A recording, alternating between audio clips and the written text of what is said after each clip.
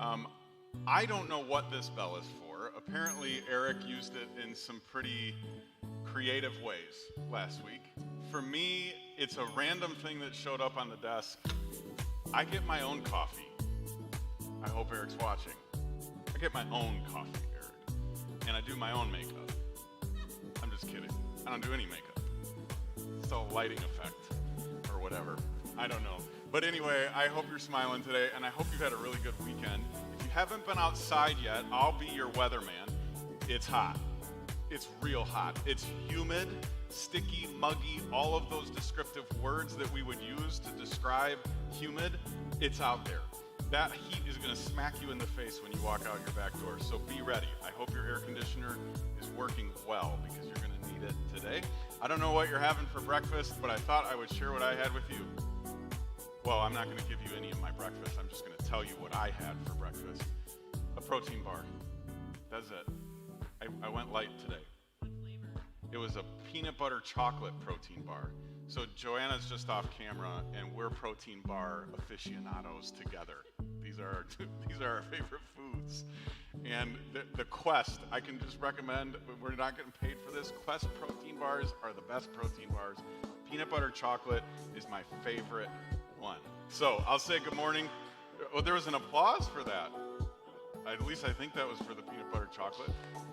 There's another applause. So I wonder if every time I say peanut butter chocolate, there'll be an applause.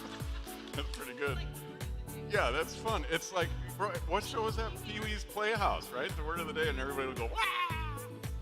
We won't do that. I'm just kidding. Good morning, Betty Lou. I see you over on Church Online. I'm so glad that you're here. I hope you had a really, really good weekend. Kieran is here as well. Good to see you. Sherry from Cedarburg. Do you live in Cedarburg, or are you just visiting Cedarburg?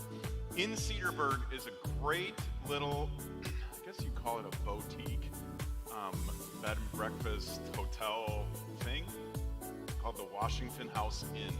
I highly recommend it. Maybe you're staying there. If you are, let us know in the comments.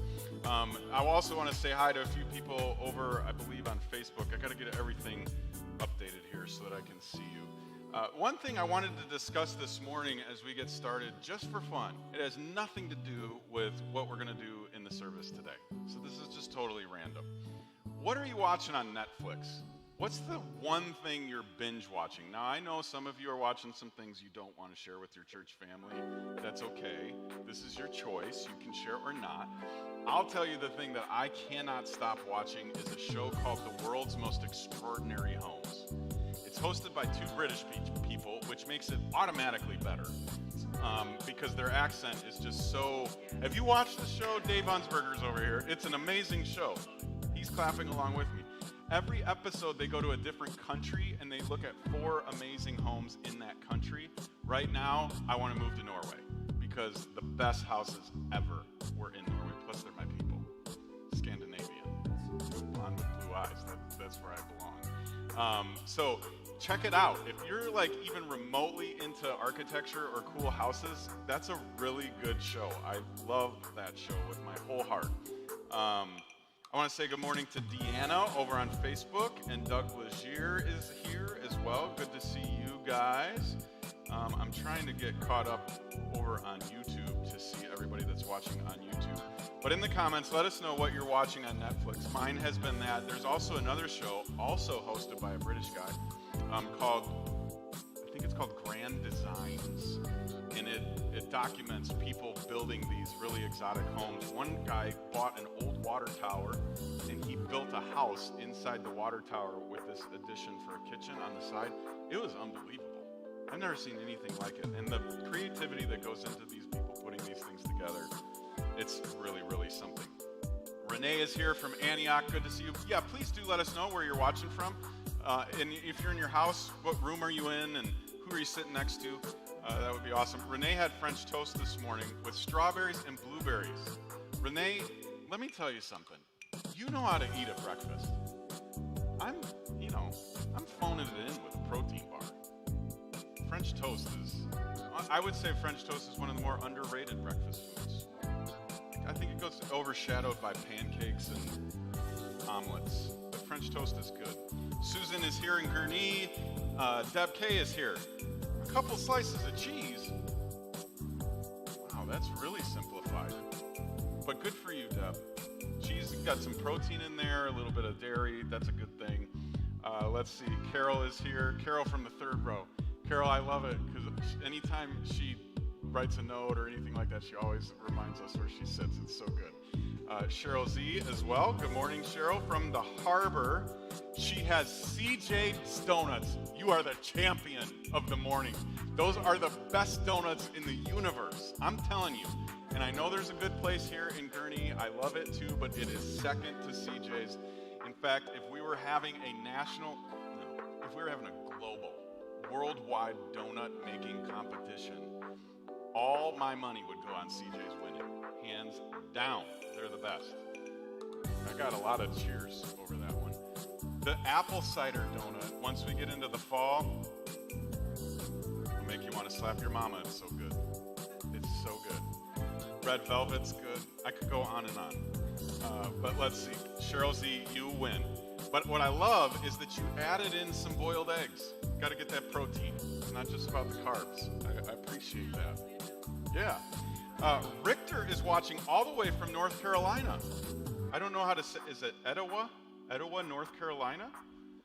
I bet you're having a humid and hot day as well, just like us here in Illinois. I agree with Diane. Donuts on Sundays don't have calories. And I'm pretty sure it's probably what we'll eat for breakfast in heaven. Right? Like, what better way to start every day in eternity than with a donut? That's not good. My favorite food is my feelings. Let's see. Oh, we've got the guys on this morning. Good morning to the guys. Luazos are having a watch party with Fred, Chris, Michelle, Jack, Dick, and Nancy in Wadsworth. Good to see you guys. I hope you're having a great time together. And I love that you got together. I would really recommend, if you have not done a watch party, it's a great way to have some community while you do this digital church thing. So I would encourage you to start planning now. Who would you maybe invite over to hang out? There's a lot of things, I just want to tell you, that happen off camera that you can't see that are very amazing. The things that are going on right now. Like there's a very shiny sheet that just got hung up just off camera. I think it's a lighting thing, or they're making me feel like a UFO's landing. I don't know what's happening for sure. But anyway, what was I talking about? Lost track. I don't know, it was randomness. You don't remember what I was talking about? Neither do I. Watch parties. Thank you, Jeff. Watch parties. Great way to experience community together. I also wanted to tell you, I'm really excited because tomorrow, Spring Hill is kicking off here on our grounds. There's a rock wall already out in the parking lot, and we've got a big tent set up, and they're going to do the social distancing thing and all of that. It's going to be a great, great week, so we're really excited. If you think of it, pray for those kids as they hear all that we believe and cherish and is good in the world, and I hope that you'll be praying for them. We're also excited because next Sunday, we're inviting 50 people in to be kind of our live studio audience. We do church a lot differently now that it's all online. So there's going to be a few more cameras here that you'll notice if you come, and we'll be standing around, and there's things happening out in the internet that we can't see in this world. It's kind of interesting. I think you'll really enjoy it. I hope that you'll join us. Registration, you got to register for one of those 50 seats. There's only 50, and that's going to go live at 1 o'clock today, 1 p.m. So if you go to emmanuelhome.org/register, you can reserve a seat and be here with us next Sunday. There's no kids ministry or youth ministry here, so if you bring your family with you, they're going to need to sit with you in here. So you can decide if you want to go down that road. I know that I will be leaving my kids at home. We're going to get started in just a few seconds. I'm really, really excited about today. We're going to continue our series that we've called Like, Subscribe, Comment, and Share, as we explore a little bit of what it means to follow Jesus. The band is here. We've got some great songs lined up. You're going to hear about another partner in the community that we've given a gift to this week. It's going to be a really, really great day. We consider it a privilege to be part of your weekend. Thank you so much for joining us today. We're going to get started in just a few seconds, so don't move a muscle.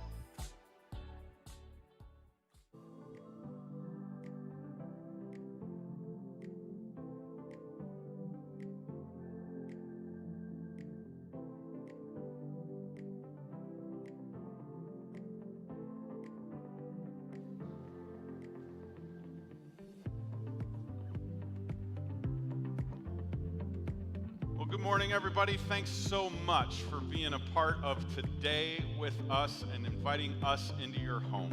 We really do consider that a huge, huge privilege. We know this is church a little different than we've been used to over the years, decades, centuries. When we say the word unprecedented, it's true. If it's your first time with us, you stumbled across our Facebook page or someone invited you to watch on our online platforms, we are so glad that you are here today. We really hope that you find this church to be a different kind of church and that you will come back week after week and join us. In fact, if it's your first time with us, I'd love it if you'd fill out our digital Connect card. If you look in the comments or right there on your screen, you're going to see that link. It's really simple. I guarantee you can fill it out in less than 1 minute. In fact, if you fill it out today for us, we're going to send you an appreciation gift. It's a Starbucks gift card because there's no better way to get through COVID than with a good cup of coffee. So make sure you fill it out. It needs to be the first time you fill it out, and then we'll send you that gift card this week. So please make sure that you click on that link. Over the last couple months, as we've navigated our way through this new reality, we decided that we were going to give 5% of every dollar that was given to Emmanuel back out to our community.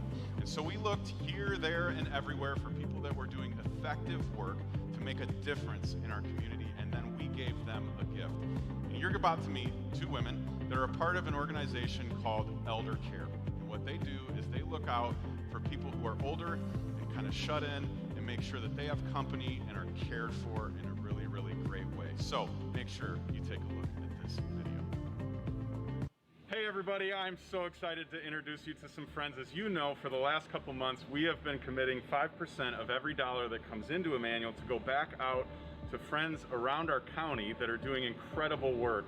And I am excited for you to meet, really, Elder Care as an organization. But Jackie is the executive director and Yvonne is a care receiver. And I'm going to just ask you, Jackie, if you could share real quick, what does Elder Care do? What are you guys all about? Sure. Well, we're a volunteer organization, and our volunteers provide free medical transportation for homebound seniors over the age of 65.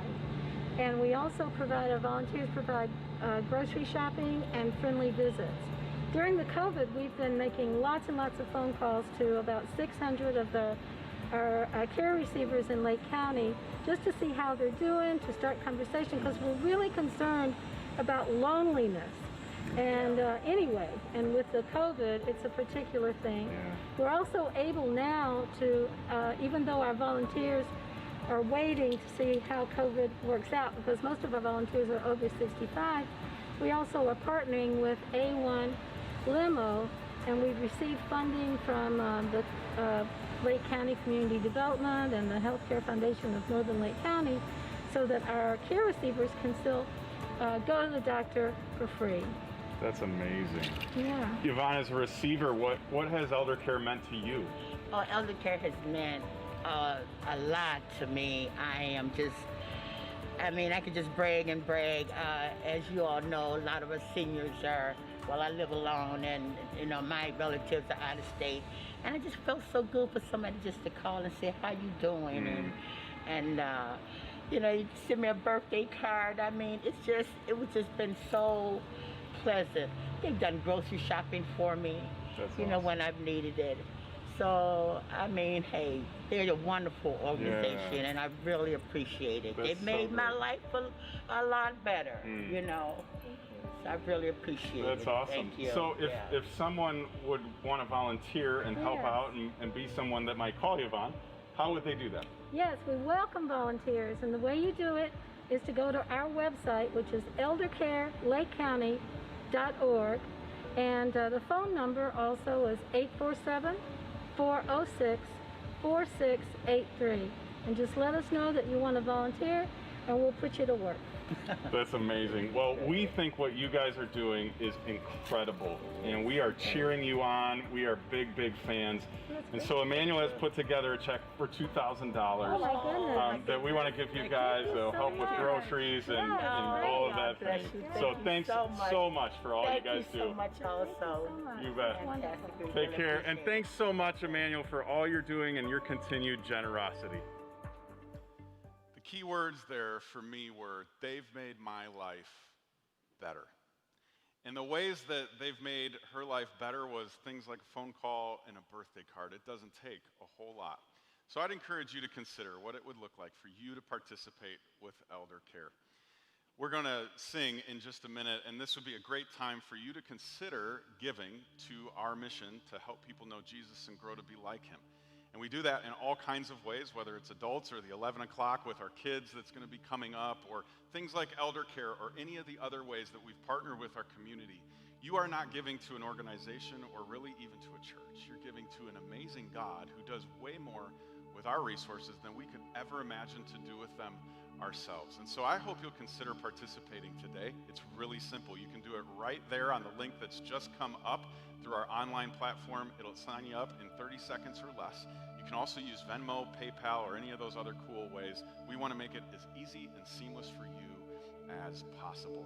It's no small thing to give, especially at a time like this. And so we appreciate it. Thank you from the bottom of my heart. If you're watching this and you've already given, you give every week, I can't tell you what it means to me to be a part of a community with you as you live such a generous life. Like I said, the band's going to lead us in a couple songs, and here's what I hope you'll do today. Forget that anybody else is in the room with you. Just you and Jesus. And use these words to express your love and adoration for him. Sing from your guts, because I know they will. Let's sing together. Thanks for being here.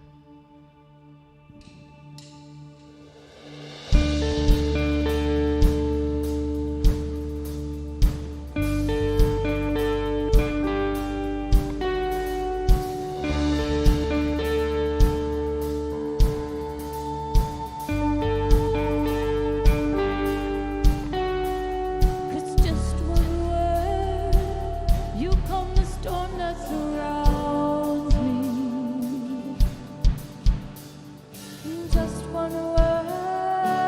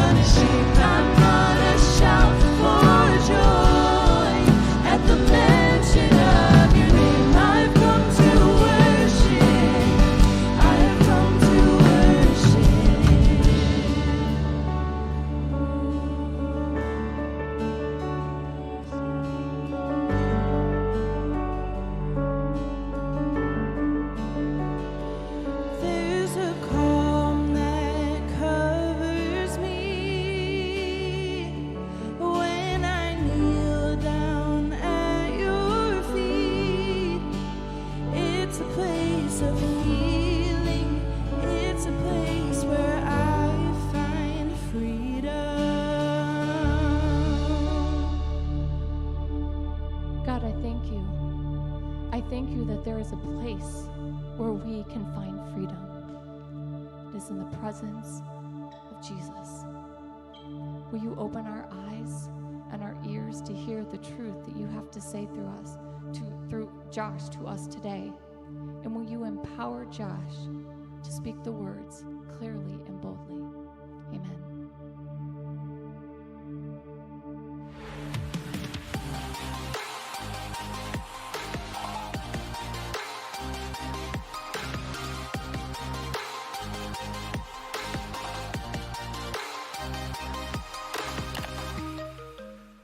Here's the deal. There are a lot of things in my life that I do on a regular basis, and I have no idea why.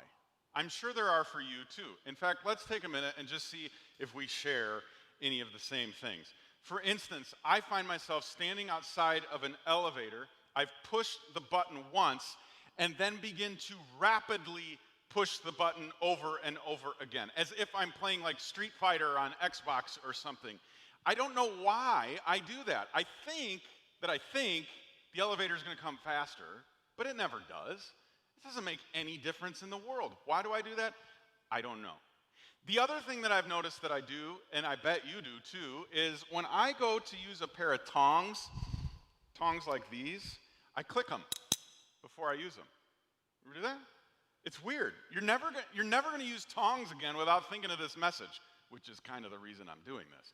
But you'll pick up tongs if you're grilling or you're cooking on the stove. You'll click them once or twice before you go to flip whatever you're flipping. It's weird, right? Why do you do that? We don't know. We just do it. You know, the other thing we do is when you're using a remote for your television and it's not working, like the channel isn't clicking, you'll go like this. You'll turn it.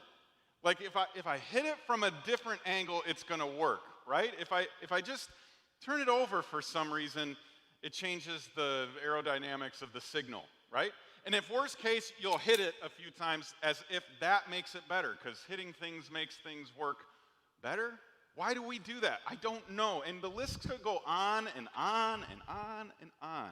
But I want to settle on one that's probably going to make you uncomfortable. And here's how I know that, because it makes me uncomfortable.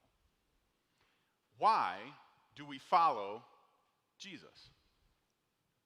What's the point of following him? Now, some of you who have been gone from church for a while and you would never have gone to church unless it had been online like it's been online and you just don't have anything better to do, you've been asking that question out loud for a long time. If you're a Christ follower currently and you do this church thing and this Christian thing all the time, you often wonder this privately, and you fear ever saying it out loud because you're afraid it's going to make you a bad person, a bad Christian.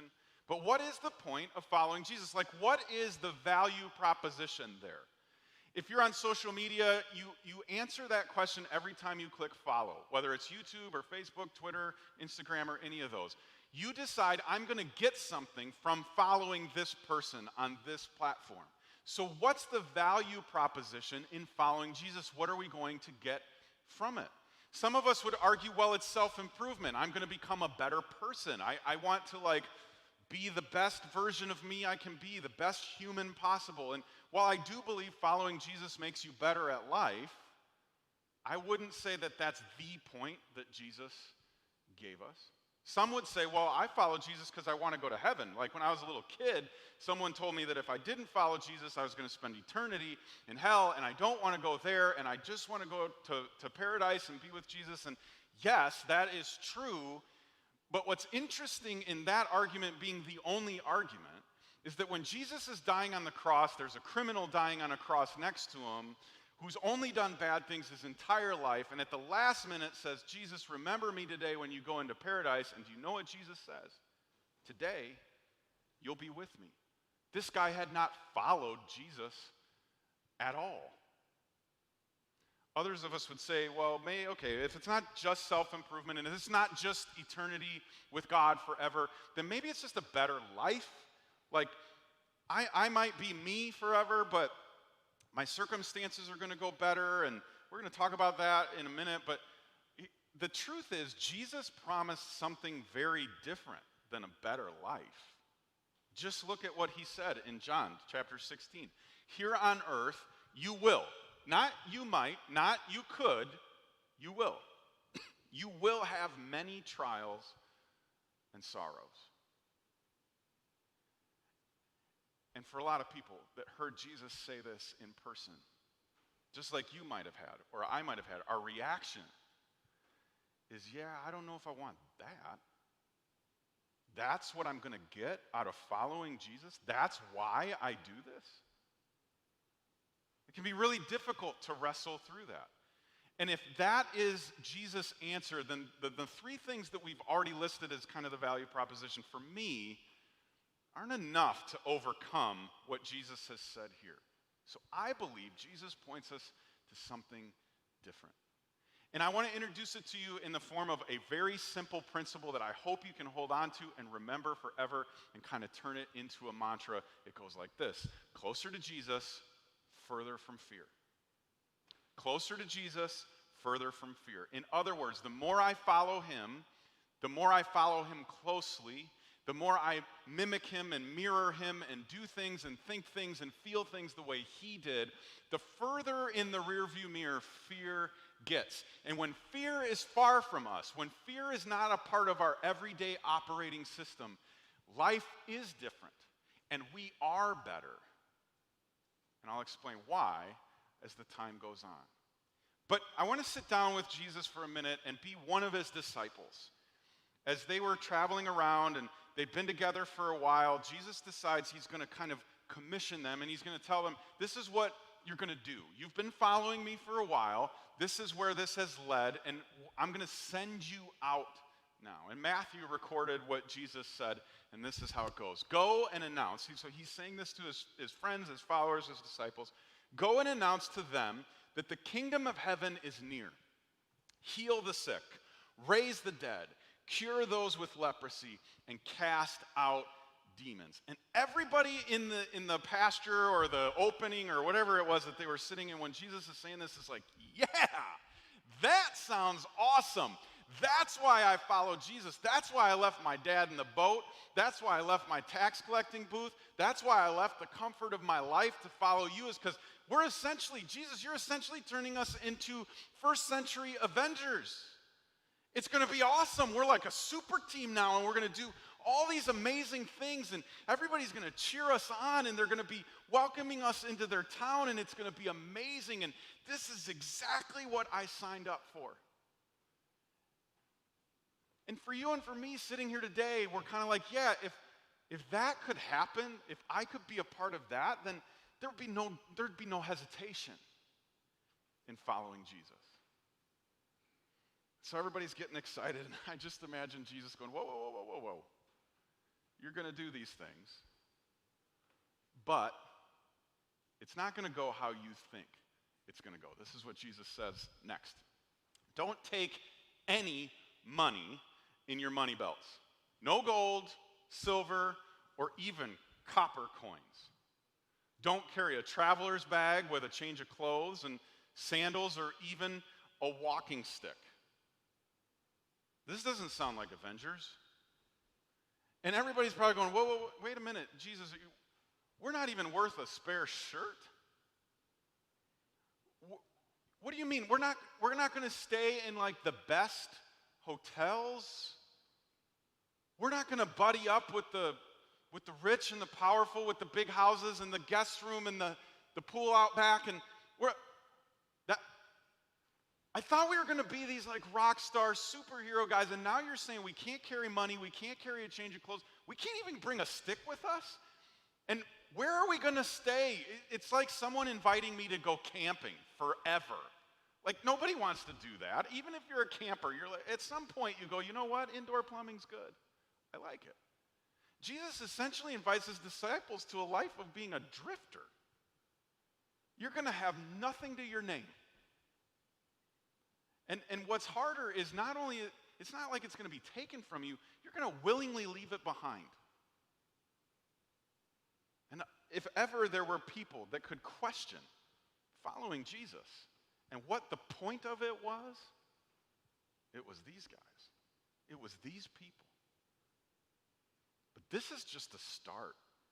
This is just the beginning of how difficult it will be to follow Jesus. He goes on to say this: you will be handed over to the courts, and you'll be flogged with whips in the synagogues. You will stand trial before governors and kings because you are my followers. And then he says this: but this will be your opportunity to tell the rulers and other unbelievers about me when, not if, he hasn't said ever if, it's been will and when you are arrested.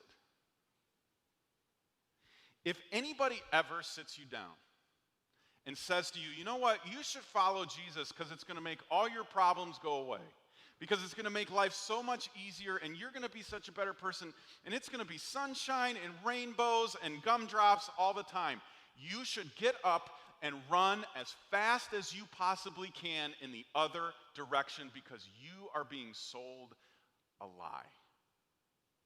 I'm serious. If you're sitting in a church service ever again, won't that be a nice day? Or you're sitting in your home and you're watching somebody like me and they're like, hey, just give your life to Jesus because it's gonna make everything better. Turn the channel. Because they didn't read what Jesus just said. He never says, you get to be Captain America.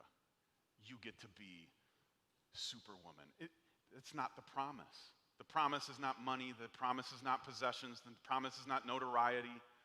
It's actually difficulty. And I just imagine, it's well documented that my favorite disciple is Peter, only because I think I'm most like him. I think we would get along well. I just imagine at this point, it's where Peter raised his hand. He goes, actually, yeah, Jesus, I've got a question. Did you say flogged? Like whip with shards of bone and glass tied at the end?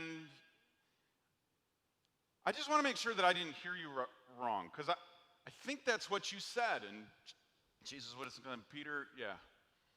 Actually, I'm not even going to tell you what will happen to you because of me. If you don't know, Peter's actually crucified upside down. His choice to be upside down. The promise is never that this is going to go well. And I just think of people like slowly backing out. Like, okay, this is not what I signed up for. I left the business, I left friends, I left family. I'm just going to leave this for the crazies, right? And some of us have felt that. Like, when we've entertained the idea of following Jesus or going to church again, it was kind of this idea of, I'm going to leave this to the intense religious people, because only they would sign up for this, right? And Jesus doesn't let off the gas pedal at all. He says, when you're arrested, don't worry. I want to believe Jesus loves me enough that every once in a while I can kind of giggle at what he says like that. All this said, you're not going to have anything. People are going to literally hate you. They're going to want to hurt you. With all that said, don't worry. Don't worry. Don't worry about how to respond or what to say. God will give you the right words at the right time. Don't worry. And then he says, next thing he says is, a brother will betray a brother. I mean, he starts to just unpack this a little bit further. Again, all kind of put together on don't worry about this. So think of it like this way. Don't worry, a brother will betray his brother to death. A father will betray his own child. And children will rebel against their parents and cause them to be killed. All the nations, not just your neighbors, but all the nations, like the whole world, will hate you because you are my followers. But everyone who endures to the end will be saved. Here's what I would be wondering about if I were sitting there that day when Jesus said these words. I would be wondering, why me? Why me? Why are they going to hate me? For one, I'm just the messenger. But for two, the message that I'm bringing is good news. I'm coming around and I'm telling people God loves them, and I'm telling them that they can be healed and they can be whole and they can be put together and they can be forgiven, and we're going to see people that never walked before and are going to see that never saw before. And why are they going to hate us? That doesn't make any sense. That would be like saying they're going to hate you when you give them $1 million. No one would understand that. And it would be easy for anybody, you and I included, to wonder if this was worth the suffering and the pain. And Jesus' answer is really simple, but not overly satisfying. His answer goes like this: students are not greater than their teacher, and slaves are not greater than their masters. Students are to be like their teacher, and slaves are to be like their master. And since I, the master of the household, have been called the prince of demons, the members of my household will be called by even worse names. Jesus' answer to why me is really simple: because I. Why you? Why are they going to hate you for bringing good news? Because they hate me for bringing good news. You got to understand, I'm the initial person in this movement that has started healing people and telling people that the kingdom has come near and that they are invited, and they are going to literally kill me for it. If you are going to follow me, then you're going to have to follow in all of my footsteps. Not just the ones that make you feel good. Not just the ones that make you feel courageous. The ones that are difficult and scary and hard too. You see, the idea that the reason we follow Jesus, or the point of following Jesus, is that it makes everything better is just not right. But what is it then? If it's not that and it's all of this, what is it? And Jesus says next, but don't be afraid of those who threaten you. And he goes on in the next few sentences 4 more times. He says, don't be afraid. You see, the promise of Jesus is not that your life will be freed of difficult circumstances. The promise of Jesus is that you will have difficult circumstances, but you can navigate them without fear. That you can experience peace in the midst of the chaos, in the midst of the scary, in the midst of the uncertainty, in the midst of the change, in the midst of the unprecedented. You can experience peace. You can move without fear. And when you and I aren't afraid, then the way we do life looks nothing how it does when we are scared. For me, fear is at the core of so many of the mistakes we make in life, of the relational problems we experience, the sleepless nights. Fear is the fuel. And what Jesus offers you and I is freedom from that fear. And the reason we're freed from it is because Jesus has overcome all of it. You and I are in a relationship. We're following someone who's already been down the road. We're following someone who knows every twist and turn, every hurdle, every trap that's lying ahead of us. He's been there before. He knows the way, and he knows the way through it all.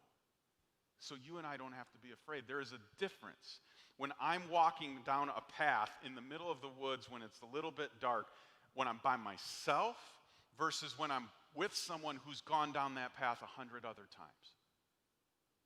It changes the dynamic. So, we come back to this idea. Closer to Jesus, further from fear. The reason we invite people over and over again, the reason I get up every morning and make a decision today, I'm going to follow Jesus. Wherever he's going, I'm going. It's not because that means it won't be a difficult day.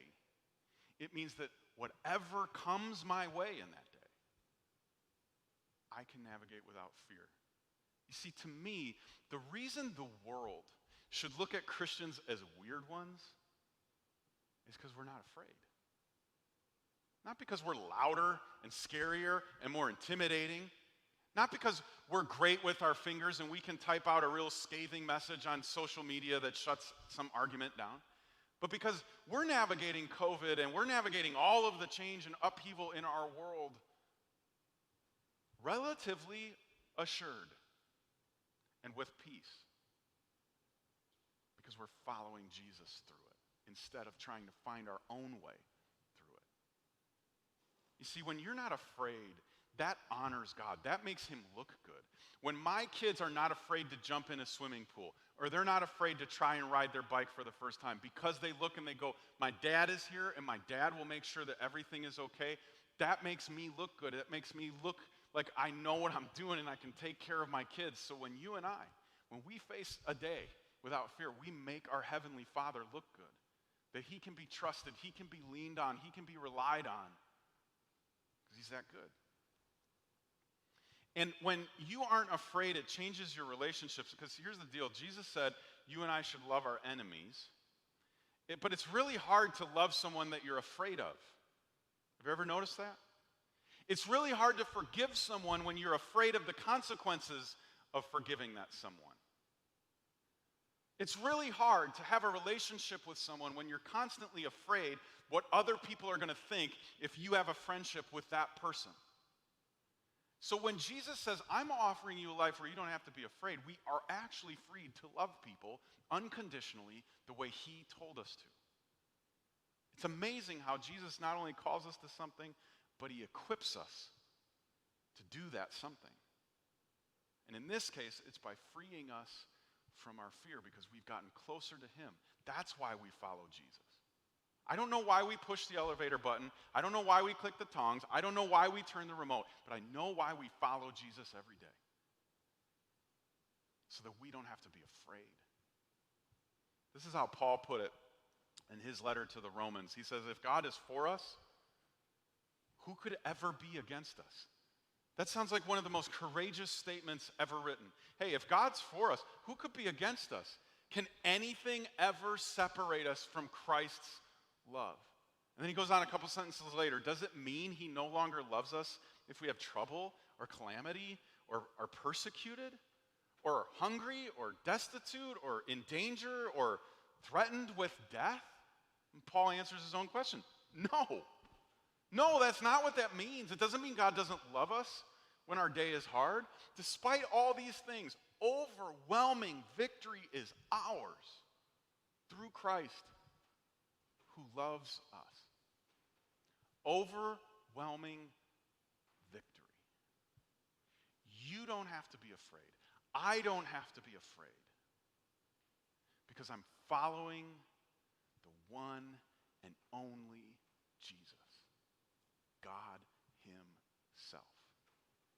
So in the moments when I'm afraid, in my imagination, in my mind, that I think is the real case, it's like God reaches down to our little baby hand and he says, it's okay.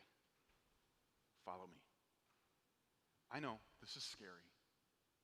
I know this is uncertain. I know you don't feel like you have an answer or a plan. I know. It's okay. Follow me. I'm going to show you a way. I'm going to show you a life. It's okay, follow me. I hope this week when you sit and you worry about what is it going to be like for my kids at school this year? What's it going to be like for my job going forward? Am I going to have a job? What will church feel like? And you're filling in all these blanks and you're worrying. I hope you'll take a moment and remember that Jesus looks you in the face and he reaches out his hand with the nail hole in it, proving that he loves you more than anyone could possibly love anyone. And he says, it's okay. Follow me.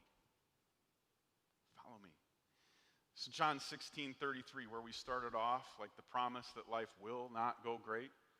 Here's why Jesus said it. I've told you all this so that you may have peace. Peace in me. Why do I follow Jesus? So that I could have peace today. So that I don't have to be afraid. Does that make me a better person? I hope so. Does that ensure that I'll spend eternity with him? Absolutely. Does it make my life better in the sense that I can navigate things fearless? Yeah, it does.